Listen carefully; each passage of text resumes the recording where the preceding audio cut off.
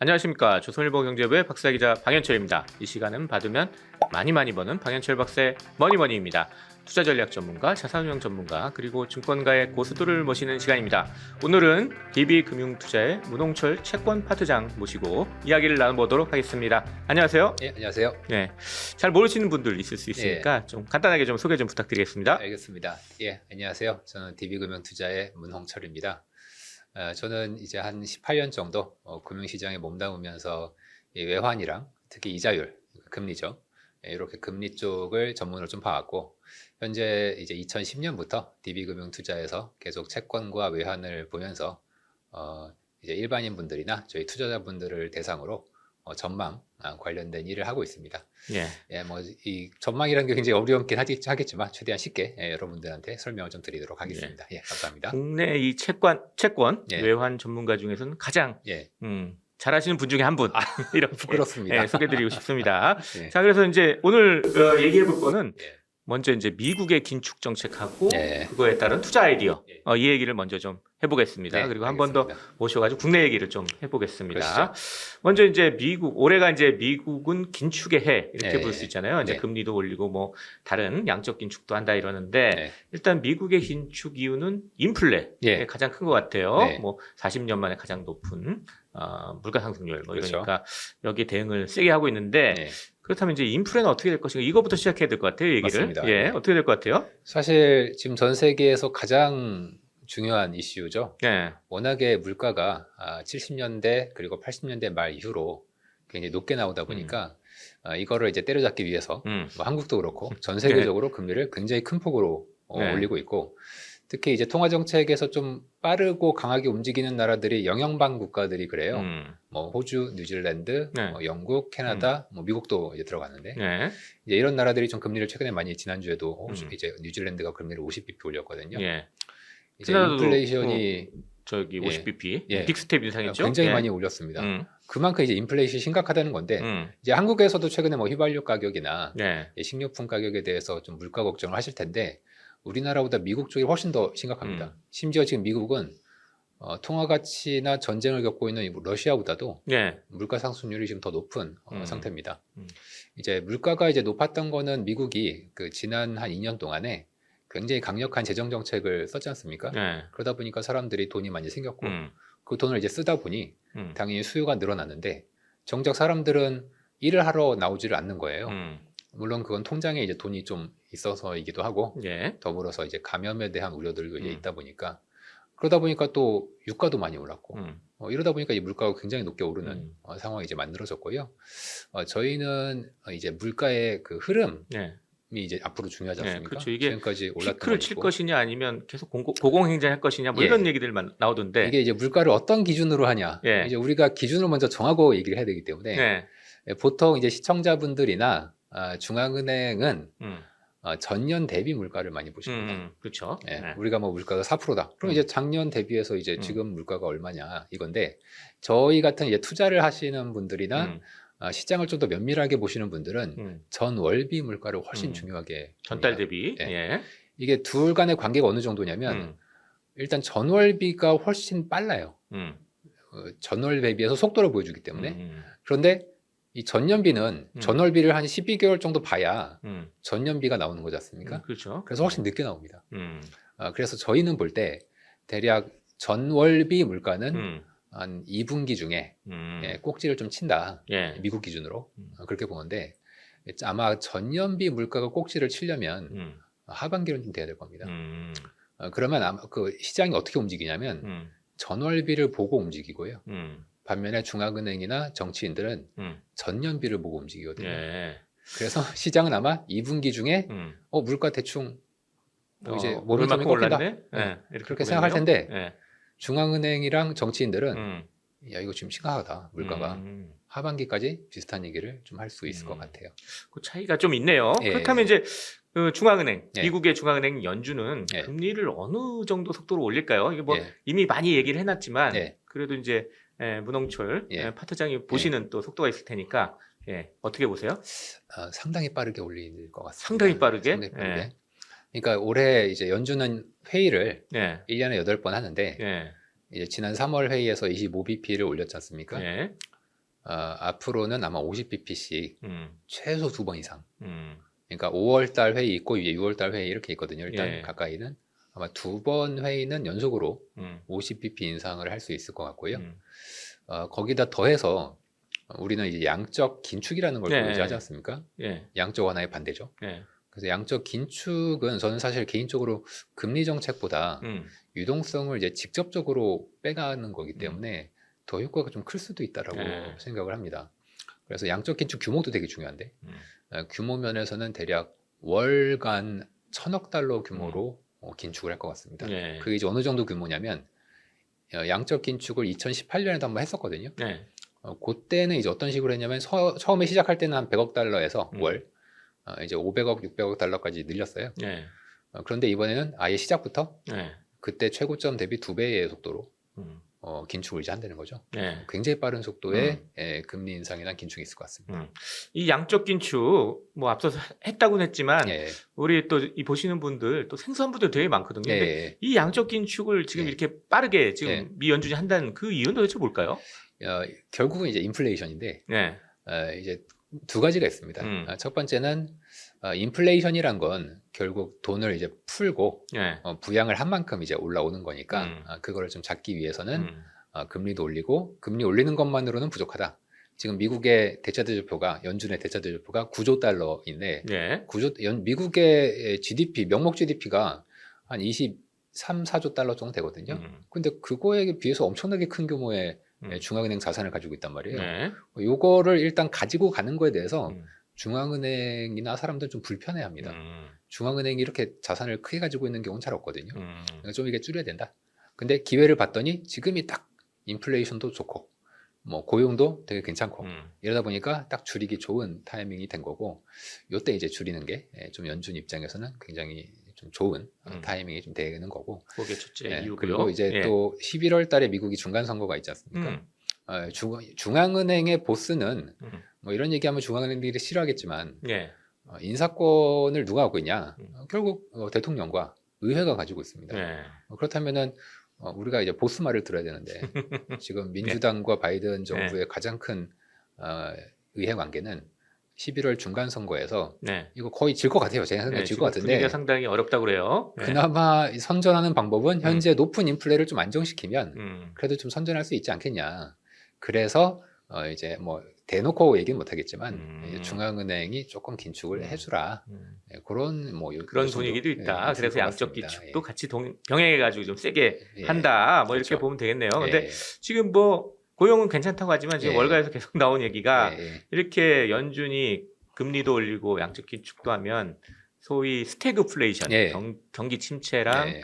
인플레이션이 동반되는 예. 이런 현상이 벌어질 거라는 우려가 상당히 강하게 나오고 있어요. 맞습니다. 이건 어떻게 보세요? 요 스태그플레이션 얘기할 때 일단 우리가 먼저 정의를 내려야 되는데 네. 이 경제학자분들한테 물어보면 스태그플레이션에 대해서 아니 뭐 설마 그 정도까지 얘기를 많이 하시는데 네. 왜냐하면 경제학자분들이 얘기하는 스태그플레이션의 침체는 두 분기 연속 전 분기 대비해서 마이너스 성장을 성장이다. 하는 건데 사실 뭐 한국도 그렇고 미국이 그렇게 성장하는 경우가 그렇게 흔치 않거든요. 마이너스 성장하기는 상당히 또 어렵죠. 그거 자체가. 저는 뭐 한국도 네. 그렇고 네.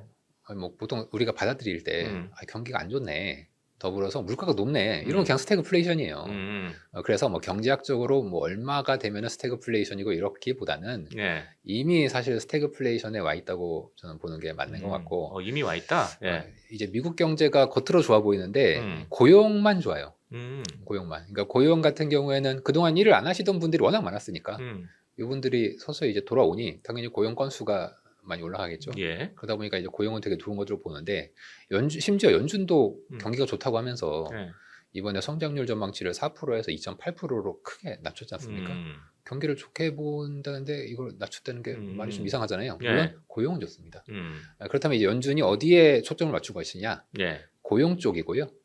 성장률이나 그러니까 저희들은 이제 성장률을 보는 여러 가지 속보성 지표들이나 평가하는 지표들이 있는데 이런 것들은 최근에 계속 가라앉고 있어서 그렇게 좋게 볼 수는 없습니다. 그러니까 실질적으로 이제 스태그플레이션이다. 이렇게 이미 분위기상으로는 스태그플레이션이다 이렇게 보시는군요. 예. 근데 이제 그렇게 좀 경기가 좀 고용은 좋지만 예. 그렇게 말씀하신 대로 좀 경기가 안 좋으면 월가에서 나온 얘기가 예. 연준 푸시라고 해가지고 예. 연준이 우리를 도우러 올 것이다. 네. 뭐 이런 얘기가 나오는데 그렇죠. 정말로 연준이 도우러 올까요? 월가를 도우러 나타날까요? 연준이 풋을 제공하는 경우는 과거에 이제 몇 가지 조건이 좀 있습니다. 예. 이제 그 조건이라는 것은 일단 제일 첫 번째 조건은 우리나라는 이제 부동산이 중요한데 미국은 주식이 중요하거든요. 미국 주식 시장이 크게 좀 망가져야 됩니다. 네. 이제 그 기준을 사람들이 또 만들어 놨는데 네. 대략 S&P 500 기준으로 고점 대비 대략 이제 15에서 20% 정도, 특히 15% 네. 정도 조정을 좀 빠르게, 길게 막 15% 빠지는 거 말고 천천히 빠지는 거 말고 빠르게 확 빠지는 거요. 확 빠지는 네. 경우, 그럴 때는 이제 연준이 좀 시장을 안심하게 하는 풋을 제공해 왔다는 경험적 증거가 이제 있고요. 네. 그런데 이번에는 할까? 저는 약간 좀 보수적인데, 이제 지난 10년간은 이번 연도 전까지는 예. 인플레이션이라는 게 우리가 없었지 않습니까? 네. 그럴 때는 좀 중앙은행이 부담을 덜 갖고 주식시장 안 좋으면 돈을 쉽게 풀 수 있었는데 지금은 조금 다른 상황인 것 같거든요. 그러니까 지금 저 월가에서 계속 얘기하는 게 2018년 말 그때 얘기하면서 그때 금리 막 올리다가 주가가 거의 20% 가까이 맞아요. 팍 빠지니까 연준이 들어와서 우리를 도와줬다. 그래서 금리를 2019년에 했다. 뭐 이게 연준 푼 얘기인데 지금은 그런 가능성이 좀 낮다. 거의 없다. 저는 하더라도 11월 이후에 선거 끝나고 할 것 같고, 그 전에는 주가가 꽤 빠지더라도 그 이제 빠지는 또 이유가 중요할 텐데 그냥 지 혼자 주저앉으면 또 안 할 것 같고요. 어떤 특정한 위기가 터져서 그것 때문에 주가가 빠진다. 그러면 이제 그 위기의 경중을 보고 중앙은행이 나설 것 같은데, 다만 이제 전년 대비해서의 물가가 꽤 높은 수준으로 계속 갈 거지 않습니까? 올해 말까지는. 그런 상황에서 긴축에서 그런 상황에서 긴축을 바로 완화로 돌변시키기가 쉽진 않을 것 같고, 일단 주식시장도 지금은 뭐 그래도 반등을 좀 이제 했지 않습니까? 그러다 보니까 풋의 조건이 완성되기가 올해 중으로는 좀 어렵지 않겠나, 그렇게 그런 됩니다. 측면에서 보면 상당히 올해 주식시장은 쉽지 않을 것 같은 투자자들한테. 저도 이제 주식을 담당하진 느낌이네요. 않지만 연준의 대차대조표와 주가가 같이 가거든요. 근데 이제 대차대조표를 줄인다고 하니까 그런 면에서는 조금 이제 걱정이 되긴 하죠. 또 하나 이슈가 이제 좀 글로벌한 이슈인데 사실 미국은 이렇게 세게 긴축으로 가지만 소위 뭐 지금 중국은 또 좀 완화 정책으로 간다 그러고, 뭐 유럽도 보면 저희 러시아의 우크라이나 침공으로 인해 가지고 좀 경제가 어려울 것 같으니까 긴축하려다가 말려다가 지금 막 이러는 것 같아요. 그렇죠. 요런 거는 전반적으로 좀 어떻게 좀 봐야 될까요? 이게 확실히 최근에 이제 일본이 엔화 환율 때문에 굉장히 이제 이슈가 큰데, 그 일본도 물가가 오르긴 하거든요. 그런데 그 일반적인 물가 말고 그 핵심 물가라고 해서 그 유가하고 식료품 이걸 이제 뺀 물가가 있는데, 그렇죠. 다른 모든 나라는 이것도 같이 올라요. 근데 이제 일본만 혼자 요 핵심 물가가 떨어지고 있습니다. 그래요? 굉장히 이제 특이한 나라라고 볼 수도 있고, 아니면 다른 나라의 미래를 먼저 보여주는 나라라고 저는 그렇게 보는 편인데, 일본 같은 경우는 이제 핵심 물가가 떨어지다 보니까 상대적으로 통화 정책이나 이제 긴축을 다른 나라가 하는 거에 비해서, 일본은 이런 상황인데 긴축하면 더 망가져. 그러니까 통화 정책을 계속 좀 완화적인 쪽으로 이제 유지를 하자. 계속 유지하는 거죠, 그러니까. 그러다 보니까 이제 미국이랑 금리 차가 벌어지게 되지 않습니까? 그러니까 통화 가치가 달러가 강해지고 이제 엔화는 상대적으로 이제 약해지는. 그래서 이제 엔 달러 환율이 최근에 거의 20년 내 최고치까지, 그러니까 엔화가 약해졌다는 얘기죠. 엔화가 이제 약세를 보이는 흐름들이 이제 나타나고 있고요. 유럽 같은 경우에는 사실 원래는 유럽은 전통적으로 경기보다는 물가 쪽에 좀 더 초점을 맞추면서 통화 정책을 해왔는데, 이번에는 전 좀 다를 줄 알았거든요. 이번에는 그래도 바로 옆에서 전쟁이 나타났고 설마 긴축을 뭐 세게 할까라는 생각을 좀 했는데, 의외로 제 생각보다는 의외로 긴축을 역시나 지금 나오는 게 긴축을 좀 세게 한다는 좀 분위기예요? 세게 한다는 쪽으로 가고 있습니다. 그러니까 올해 예를 들어서 뭐 금리 인상을 2차례 하고, 지금 이제 자산 매입 프로그램을, 이제 팬데믹 매입 프로그램은 이미 4월 달에 끝났고 자산 매입 프로그램은 그래도 조금이긴 한데 하고 있거든요. 3분기쯤에서 뭐 멈추는 거죠. 멈추다. 뭐 그런 그러면 이제 나오는데. 그 이후에 바로 이제 금리 인상이 예정이 돼 있는데, 물론 이제 자산 매입 끝나고 뭐 얼마나 두고서 할 거냐 이거에 대해서는 이제 정확히 얘기를 안 해주고 있지만 예. 아마 시장에서는 대략 올해 한 2번 정도는 올릴 것 음. 같다. 그러면 이제 연준 입장에서는 기준금리가 마이너스 0.5인데 음. 2번 올리면은 거의 이제 제로까지 올라오는 거지 않습니까? 예, 그런 면에서 22가요? 예, 20이죠. 그러니까 20이네요. 음. 유럽은 아마 올해 중에 기준금리도 그러니까 시장금리는 이미 플러스로 다 돌아섰고 예. 기준금리도 이제 플러스로 갈 수 있지 않겠나라는 생각이 유럽 쪽에서는 좀 많이 나타나고 있습니다. 예. 그렇게 좀 통화 정책이 좀 다른 방향으로 좀 가겠네요. 일단 예, 그렇죠. 글로벌하게. 예, 맞습니다. 지금 또 하나 이제 우리가 좀 관심이 많은 거는 이제 미국은 뭐 긴축으로 간다 예. 하더라도 이제 우리 같이 이제 글로벌 시장에서 우리 또 신흥국이라고 또 얘기하잖아요. 그렇죠. 예. 신흥국에 어떤 충격을 좀 줄까? 네. 뭐 우리뿐 아니라 다른 나라까지 해서 이게 상당히 참 높은 관심사인데 그렇죠. 아무래도 좀 충격이 있겠죠. 이게 과거에 늘 반복적으로 예. 나타났던 현상이어서 이제 연준이 돈줄을 쬐면 네. 신흥국이 제일 이제 힘들어진다. 음. 이런 얘기들이 과거에 늘 이제 있었지 않습니까? 예.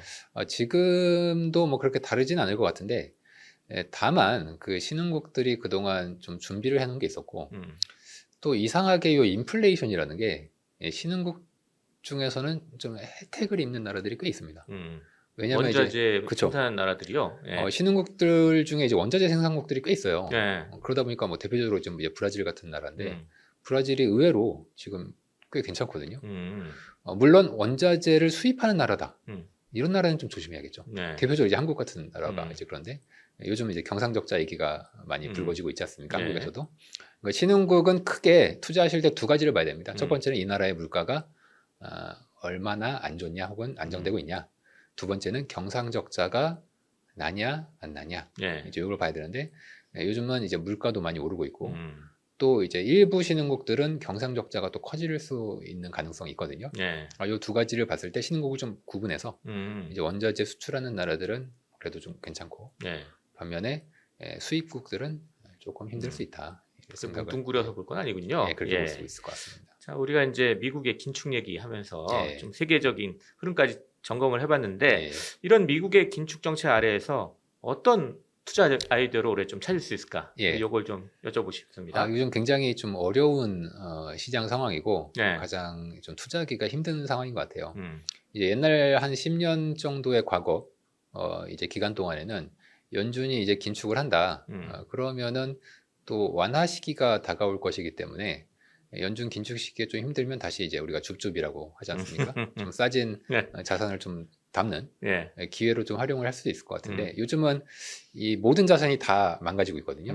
이제 가장 큰 이유가 이제 인플레이션이라는 예. 것이 이제 나타나다 보니까 과거와는 없는 다른 좀 게 다른 인플레이다. 예. 개념이거든요. 예. 근데 이제 인플레이션이 과거에 만연했을 때 음. 늘 보면은 모든 자산이 다 안 좋았어요. 물론 이제 1970년대까지 거슬러 올라가야 네, 되잖아요. 그러면. 안 좋습니다. 예. 물론 이제 원자재나 뭐 금은 괜찮은데 음. 이게 우리가 사실은 메인 자산은 채권, 주식, 부동산이지 않습니까? 예. 근데 이제 원자재나 금은 그렇게 막 메인 자산은 아니거든요. 음. 그래서 이제 포트폴리오 차원에서 뭐 금이랑 뭐 원자재를 넣겠다. 이거는 뭐 저희가 뭐라고 할 수는 없고 좋은 전략이긴 한데 아예 뭐 나는 인플레이션에 베팅해서 금과 원자재를 사겠다. 이런 경우가 이게 쉽진 않아요. 왜냐하면 예. 워낙에 변동성이 높은 자산들이 있어서 예. 만약에 인플레이션의 지속성에 대해서 좀 고민을 하셔야 될 것 같고요. 음. 인플레가 아주 장기적으로 갈 것 같다. 음. 뭐 적어도 3, 4년 이상. 예. 그러면은 지금은 아무것도 하면 안 됩니다. 예. 뭐 주식, 채권, 부동산 다 안 좋을 수밖에 없어요. 이제 가끔 뭐 인플레이션을 해지하기 위해서 주식이랑 부동산은 괜찮다. 이렇게 얘기하시는 분들이 있는데 그거는 한 3, 40년 정도의 흐름을 봤을 때 앞서거니 뒤서거니 하면서 쫓아가요. 그렇기 때문에 이제 해지가 된다는 거지. 예를 들어서 뭐 한 해 혹은 뭐 3, 4년 정도의 시계를 보더라도 인플레이션이 높을 때는 보통 대부분의 자산들이 망가지는 경우가 많기 때문에 인플레이션의 예. 지속성을 보시고 인플레가 장기화될 것 같다 그러면 약간 쉴 때다. 쉴 때고요. 예. 만약에 근데 인플레가 짧을 것 같다. 2분기 중에 피크아웃 한다. 그리고 뭐 전년비 물가도 뭐 내년 중에는 그래도 떨어진다. 네. 이렇게 보신다면 올해 중에 굉장히 괜찮은 투자 대안들이 아주 싸게 실제 싸지기도 했고 그런 물건들이 많기 때문에 그런 것들을 좀 투자하시는 것도 괜찮아 보입니다. 그런 식으로 본다면 줍줍할 때다. 지금은 저는 사실 채권 중심으로 줍줍을 하면은 예. 너무 좋을 것이다. 대표적으로 최근에 이제 한국전력이 이제 적자가 많이 나니까 왜냐면 네. 에너지 수입을 많이 해서 적자가 많이 나니까 채권이 굉장히 싼 값에 이제 거의 뭐 3%, 4%의 뭐 언저리까지도 해서 거래가 되고 있거든요. 예. 근데 한전이 뭐 부도 날 리는 없을 거고. 음. 근데 그런 좋은 기업이 네. 좋다기보다는 이제 예. 부도 날 리스크가 없는 기업이 4% 언저리의 금리다. 음. 저는 이건 너무 싼 거 아닌가 그런 생각이 좀 들기도 합니다. 그런 투자 아이디어 예.